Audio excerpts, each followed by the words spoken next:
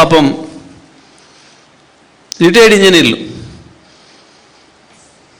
ఆయన దగ్గరికి వెళ్ళి సలహా ఇచ్చిన రోజులు, ఆయనకు పేపర్ ఇచ్చిన రోజులు మంచిగా కనపడ్డారు పాపం. వాళ్ళు ఎప్పుడైనా ఒక తిరిగినే ఉన్నారు. తెలంగాణ రాకముందు తెలంగాణ కొరకే తాపత్రయపడ్డారు. తెలంగాణ వచ్చిన తర్వాత తెలంగాణలో రైతాంగానికి నీళ్ళు ఎట్లా ఇవ్వాలనే విషయంలో తాపత్రయపడ్డారు. ఇప్పుడు కూడా గత 2.5 సంవత్సరాలుగా అదే ప్రయాసలో ఉన్నారు వాళ్ళ పాపం. వాళ్ళు వెళ్ళడం తెలంగాణ భవన్కు రాలే. ఈ 2.5 ఏళ్లలో వాళ్ళు ఎప్పుడు కేసీఆర్ గారికి కానీ కేటీఆర్ గారికి కానీ మాకెవరికైనా కలవాలి. వాళ్ళ పనిలో వాళ్ళు ఉన్నారు. వాళ్ళు తెలంగాణ వాదులుగా, తెలంగాణ రైతు కష్టాలు చూసిన వాళ్ళుగా, ఇంజనీర్లు, ఆ డిపార్ట్మెంట్లో పనిచేసిన ఇంజనీర్లుగా, సమైక్యాంధ్రలో వాళ్ళు బాధలు పడ్డవాళ్ళుగా,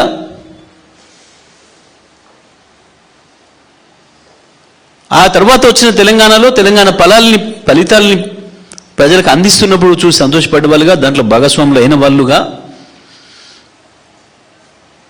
ఇవాళ సందర్భం వచ్చింది. కాబట్టి వాళ్ళు 2.5 ఏళ్ళ నుంచి ఏం రాజకీయాలు మాట్లాడాలి. నువ్వు నీ మేడిగడ్డ పైన నీ సోది, నీ సొల్లు కబుర్లు, నీ మూర్ఖపు ప్రచారాల్ని వాళ్ళు ఎన్నడం అడ్డం పడలే, వాళ్ళు ఏమి ఖండించలే, లేకపోతే ఇంకొక రోజు రాలే. నువ్వు పెట్టుకున్న కమిషన్లు, నీ కేసులకు ఎనడం మాట్లాడలే.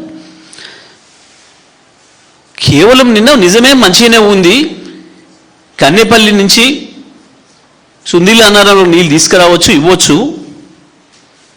ఎందుకంటే సూపర్ ఎల్నినో ఎటు పోతుందో తెలియదు. ఈ 1 సంవత్సరం అంటున్నారు, మరి వచ్చే సంవత్సరం కూడా అదే పరిస్థితి వస్తే హైదరాబాద్లో కూడా మంచినీళ్ళు దొరకవు.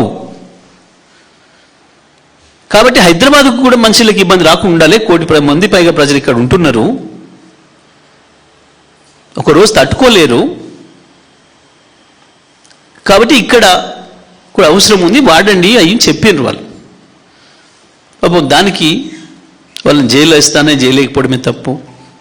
ఓకే, ఇట్లా చాలామంది వేరు మాట్లాడిన వాళ్ళు, ఇలా జైల్లో పెడదాం అనుకున్న వాళ్ళు, పెట్టిన వాళ్ళు కాలగర్భంలో కలిసిపోయారు చాలామంది. ఓకే, నీకు ఆ చరిత్ర తెలియదు, అది వేరే విషయం.